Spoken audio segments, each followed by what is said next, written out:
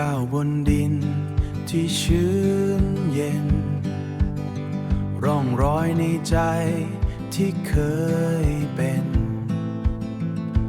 พื้นป่าโอบล้อมความเงียบงันพื้นป่ามาสบายดีทุกคนตอนนี้เฮาก็อยู่ป่าอยู่ดงคือเก่านะทุกคนเนาะอันนี้เฮาก็อยู่ในห้องอยู่เทิงภูมันเป็นห้วยน้อยๆทุกคนแล้วเฮาภารกิจมื้อนี้เฮาสิสำรวจห้องเฮาสิไปเทิงไปฮอดได้จุดหนึ่งเนาะแล้วเฮาสิสำรวจว่ามันมีป่าหรือบ่หรือว่ามีหมอกมีหยังป่าทุกคนไปเบิ่งกันทุกคนเพราะว่ามื้อนี้เป็น4ที่ว่าเฮาอยู่ป่าแต่ว่าเฮาบ่ได้ถ่ายอยู่แคบเราจะมาถ่ายอยู่ห้องกันพามาเบิ่งบรรยากาศแบบมีงอนหินมีต้นไม้ใหญ่แล้วก็หลายๆอย่างอยู่ธรรมชาติเฮาสิพาทุกคนไปสำรวจกันต้นไม้ใหญ่ยืนตระหง่านนิ่งต้นไม้ใหญ่ยืนตระหง่านนิ่งคือความจริงแท้ที่อ้างอิงในก้นบึงทางเดินแห่งสายลมความจริงที่ใจได้ชื่นชมลำพังเพียงเรากับพื้นป่ามาเบิ่งนี่ทุกคนเพราะว่าหลังจากที่ว่าฝนตกแล้วนะทุกคนอันนี้กระปูมันออกมาทุกคนนี่ปูตัวบางใหญ่ทุกคนเดี๋ยวจับสำรวจเบิ่งมันมีไข่หรือเปล่าโอ้ยระวังอันตรายขนาดทุกคนเลยอันนี้จะเป็นโอ้เจ็บขนาดด้วยนี่ทุกคนน้ำขนาดปูหินนี่มันจะเป็นแต่ว่ามันสีต่างนิดนึงน้ำมันจะมีสีแดงๆนิดนึงให้มันแพร่พันธุ์หลายทุกคนเขาจะบ่เอานะทุกคนเนาะสิปล่อยมันเดี๋ยวสิพาไปสำรวจเบิ่งอยู่เทิงเราสิพาไปเป็นเทิงเราสิสำรวจว่ามันมีต้นไม้ใบหญ้าอย่างแน่ปงอยู่อันนั้นห้วยห้องอยู่เทิงภูนะทุกคน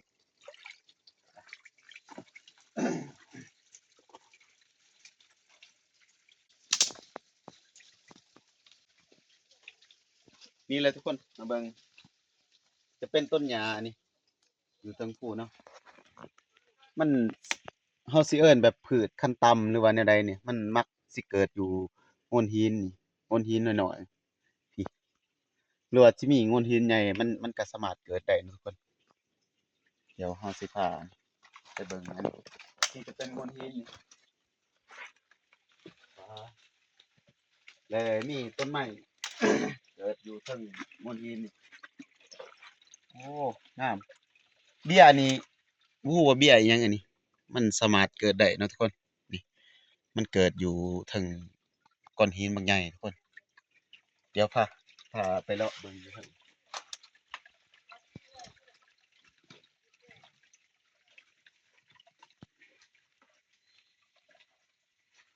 นี่ พามาเบิ่งอันเบี้ยนี่เนาะทุกคนอันนี้จะเป็นเบี้ยอิหยังเอิ้นเครือแฮมเนาะทุกคนเครือแฮมตัวนี้จะเป็นสมุนไพรนี่ตัวนี้จะเป็นสมุนไพรเฮาปัวอันนั้นแก้จะเป็นยาปัวอันนั้นดีเจ็บท้องเนาะทุกคนแก้ไขเวลาเฮาไปป่าไปดงนี่มันจะเบิ่งเฮาสิลกออกว่านี่ทุกคนนี่เฮาสามารถเอาหากหรือว่าเครือมันนี่เอามาต้มเนาะทุกคนนี่ต้มแล้วก็กินเวลาเจ็บท้องหรือว่าผู้ใดเป็นกระเพาะนี่เฮาต้มกินเป็นประจำนี่ก็คือว่ายิ่งดีเนาะทุกคนนี่จะเป็นเครือแฮมเบี้ยเป็นเบี้ยมันนี่ทุกคนแต่ว่าส่วนหลายนี่เฮาจะเอาอ่เครือมันตัวมันแก่แล้วใหญ่ส่ำปูมือส่ำปูตีนนี่ก็ได้นะทุกคนนี่จะเป็นหญ้าประเภทแบบว่ามันอยู่ตามตะฟังอยู่อันนั้นห้วยหอมอยู่เทิงภูเนาะเป็นบรรยากาศแบบงามขนาดทุกคนเลยไปเฮาขึ้นไปเถิง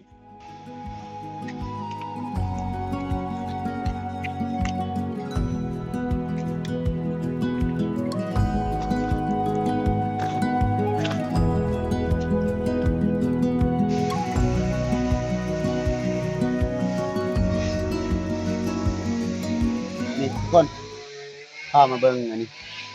นี้จะเป็นหมากมันนะทุกคนนี่นี่เลยนี่จะเป็นหมากมัน แต่ว่าบ่ฮู้ว่าพืชชนิดนี้มันเป็นหญ้าหรือบ่แล้วก็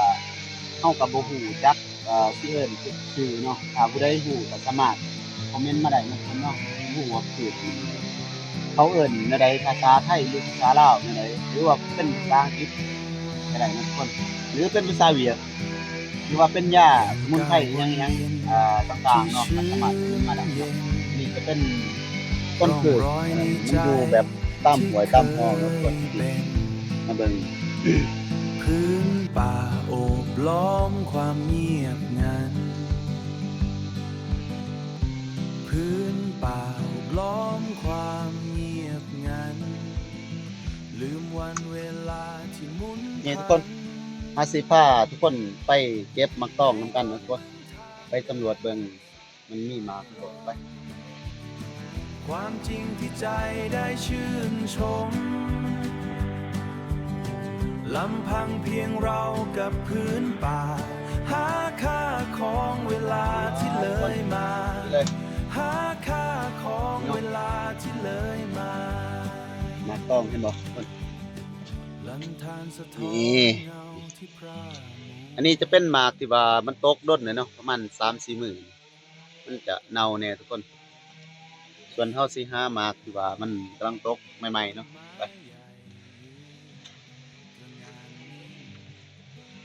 ต้นไม้ใหญ่ยืนตระหง่านนิ่งคือความจริงแท้ที่อ้างอิง อันนี้ ในก ก็ ลบึง หมากมันตกน่าจะประมาณ2 มื้อสำหรับหมากต้องแม่นอันนี้ทุกคนน่าจะเคยกินเนาะแต่ว่าเฮาจะมาแนะนำหมากอันนี้เฮากินแบบว่ากินสมเนาะกินแบบพอได้แก้เมื่อยอิหยังต่างๆนี่แหละแต่ว่าสำหรับสิเป็นอาหารตัวจริงบ่ฮู้ว่าแต่ละเขตเขากินเฮ็ดเป็นอาหารกินกับข้าวหรือบ่เนาะส่วน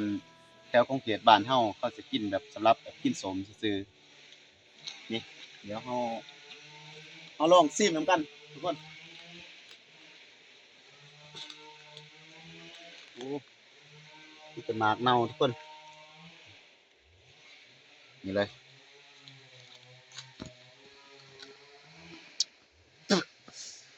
นี่หมากมันสมขนาดทุกคนนี่ถ้าเขามีแจ่วนี่เขาจ้ำกับแจ่วกับใส่เกลือกับแป้งนัวเผ็ดนิดนึงอืมกกนี่เป็นหมากสมแหน่จักหน่อยมันจักหน่อยหลายเติบทุกคนแต่เวลากินเฮาขอแนะนำเด้อให้มีสติระมัดระวังเพราะว่าหมากมันเน่านี่จะมีนอนแต่ละบางคนนี่ถ้าเฮาเบิ่งบ่คักนี่ทุกคนนี่นี่จะมีนอนนี่ทุกคนนี่เห็นบ่นอนอยู่ในนี่ระวังถ้ากินมันจะเป็นอันตรายต่อสุขภาพของเฮาเนาะนี่ส้มทุกคนส่วนอันนี้จะเป็นต้นดอกลักษณะอีจังบ่ฮู้ว่าแต่ละเขตเขาเอิ้นแนวใดเนาะแต่เป็นภาษาพื้นบ้านของเฮาก็เอิ้นว่าอ่าบัดทางเรียวทุกคนอันนี้เป็นภาษาชนเผ่าของตะโอเด้อทุกคนและเฮาสิมาแนะนำต้นบุกอยู่ดงอยู่ภูอยู่เทิงภูกับอยู่ทงเที่ยงมันสิแตกต่างกันเนาะทุกคนบ่ว่าจะเป็นใบหรือว่าต้นมันสีน้อยๆไปเบิ่งนำกันนี่เลยนี่อันนี้จะเป็นต้นบุกที่ว่ามันเกิดมาเกิดอยู่เทิงภูเนาะทุกคนมันเกิดตามห้วยตามหนองหรือว่าตามเอ่อเนินภูต่างๆนี่มันจะเป็นแบบนี้ทุกคนนี่เลยใบมันออกขอบมันสีอิฐจักหน่อยทุกคนเอาเบิ่ง อันนี้จะเป็นต้นบุกป่าต้นบุกอยู่เทิงภูไปทุกคนตอนนี้เฮาไปไปสำรวจต้นใหม่ต้นใหญ่แล้วทุกคนบ่ฮู้ว่าโรงหอบมันสิเท่าใดเฮาสิแทรกประมาณแบบคร่าวๆเนาะส่วนอายุว่าจักปีเฮาก็บ่แน่ใจ สำรวจได้ว่าอันนั้นบ่ฮู้อายุเนาะส่วนเฮาน่าจะประมาณเพราะว่ามันเกิดอยู่ดงอยู่ป่าอยู่ดงอยู่เทิงภูเนาะเดี๋ยวไปสำรวจกันไป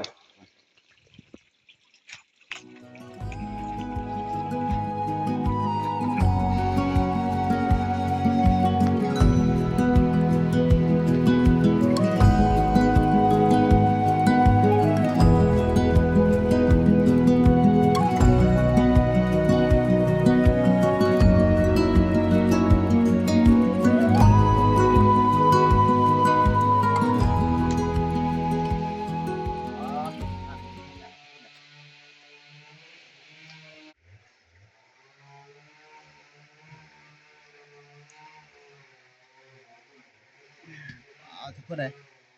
อันนี้จะเป็นหากของมันเนาะทุกคนขนาดว่าหากว่าใหญ่ส่วนนี้ทุกคนเลยเดี๋ยวเฮาสิไปเฮาสิไปอูบเบิ่งว่ามันถูกจักว่า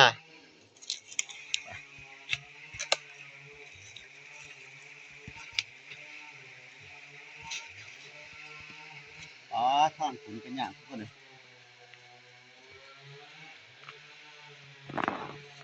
เจอ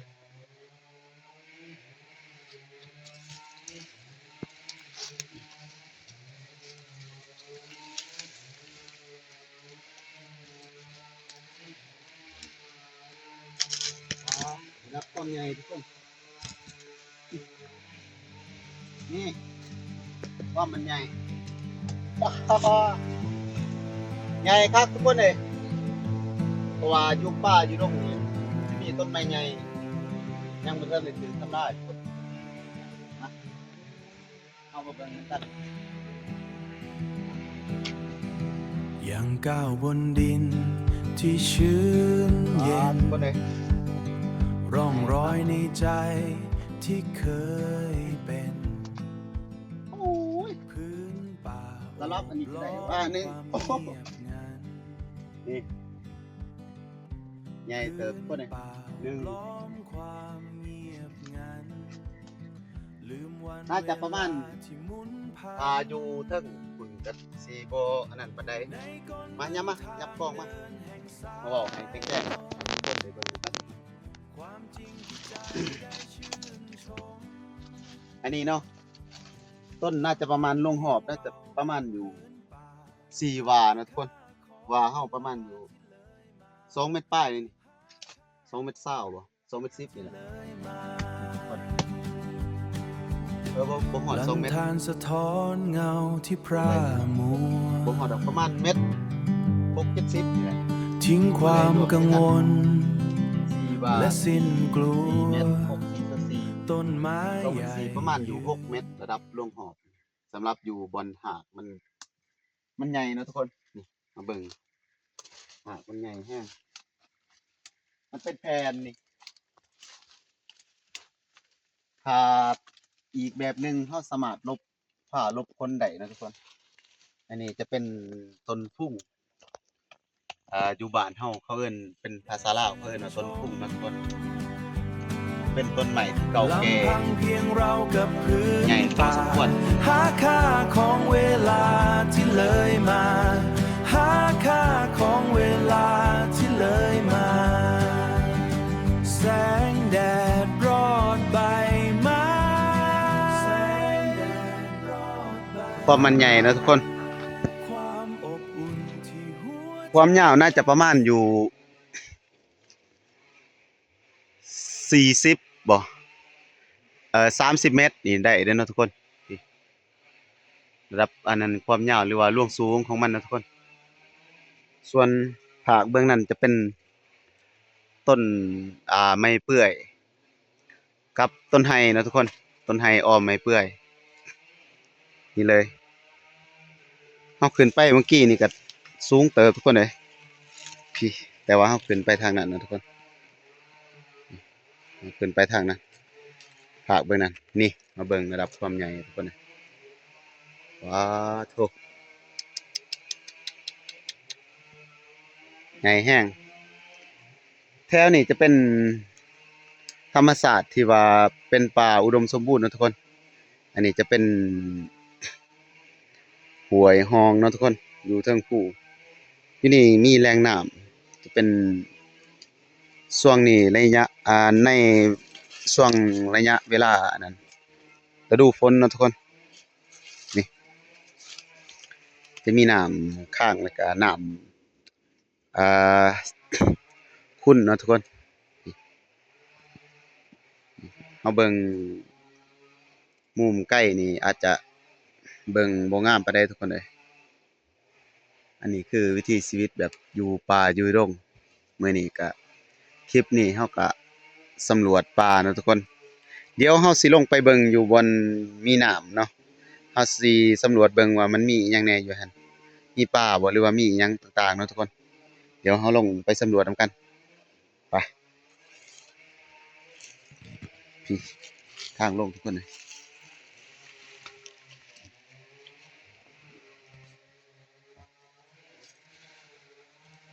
โอ้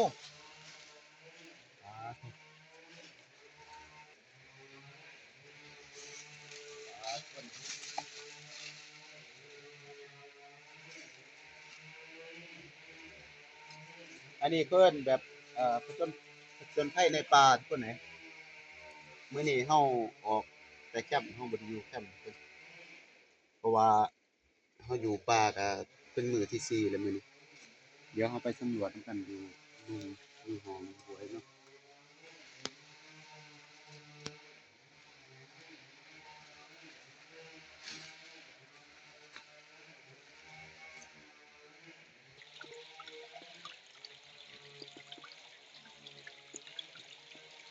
โอ้มีแต่คนหินทุกคนเลยไปทุกคนเข้าไปเบิ่ง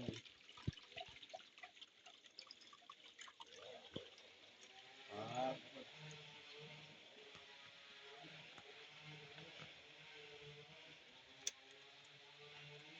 ปิดกล้องอันนี้น่าจะเป็นตาดในห้องตัวนี้นะทุกคนนี่พืชทันว้างามอีหลีมันติดอยู่บนหินทุกคนเลยจะมีน้ำไหลงามแห้งทิวทัศน์ธรรมศาสตร์แถวนี้ทุกคนเลย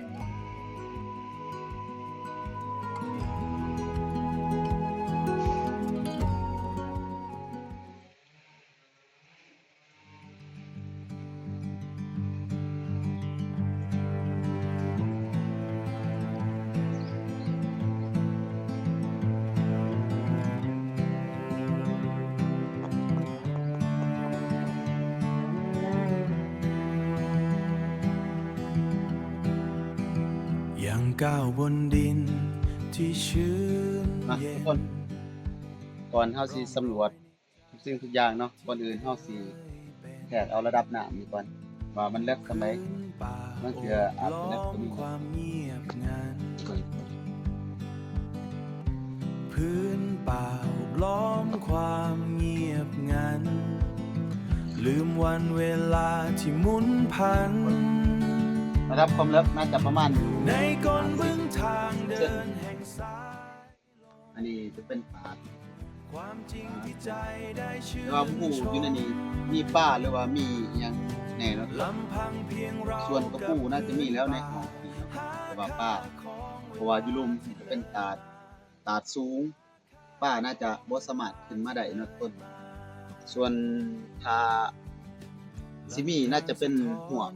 ลูกหัวกอีกต้นเดี๋ยวเฮาสิฮู้แน่ว่ามีลูกหัวกเฮาสิลอง ทิ้งความกังวล สำรวจเบิ่งแถวนี้เนาะว่าสิมีหรือบ่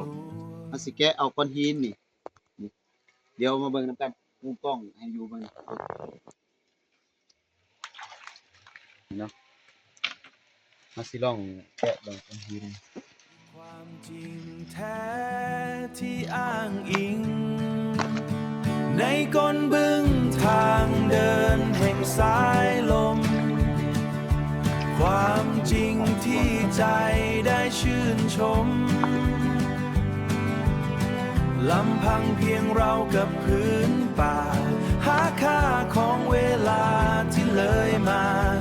หาค่าของเวลาที่เลยมา แสงแดดรอดใบไม้ โอ้นี่ แสงแดด โอ้มีนี่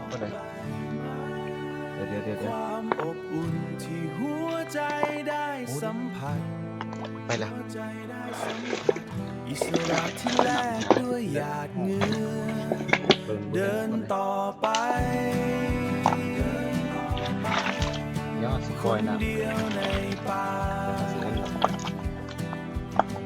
บ ความเงียบที่เข้าใจ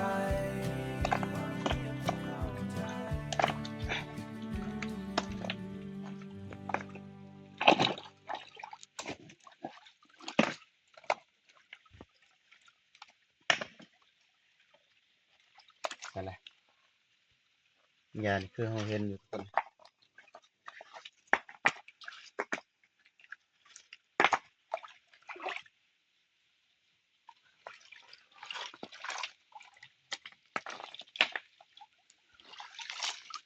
นี่แม่นบ่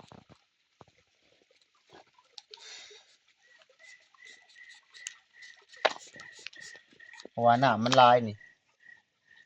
เห็นแต่แมงมุมโอ้นี่ตัวน้อยๆทุกคนเลยนี่เห็นบ่อันนี้ตัวน้อยทุกคนน่ะเพราะว่าลูกอีหวกนี่มันหลาย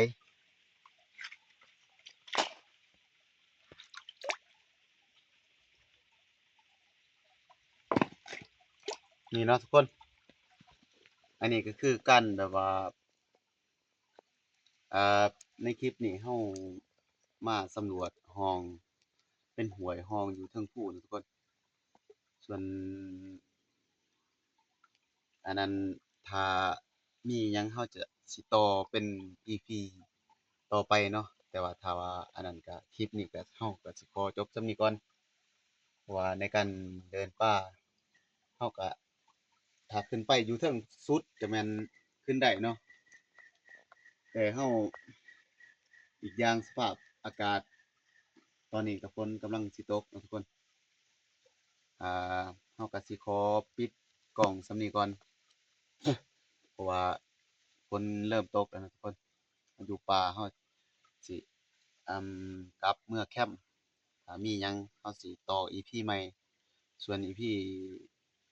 การสำรวจห้องมื้อนี้ก็จบเท่านี้เนาะสิพาทุกคนไปสัมผัสแบบบรรยากาศอ่อยู่ป่าอยู่ดงเพื่อผ่อนคลายในการแบบเฮ็ดเวียกเฮ็ดงาน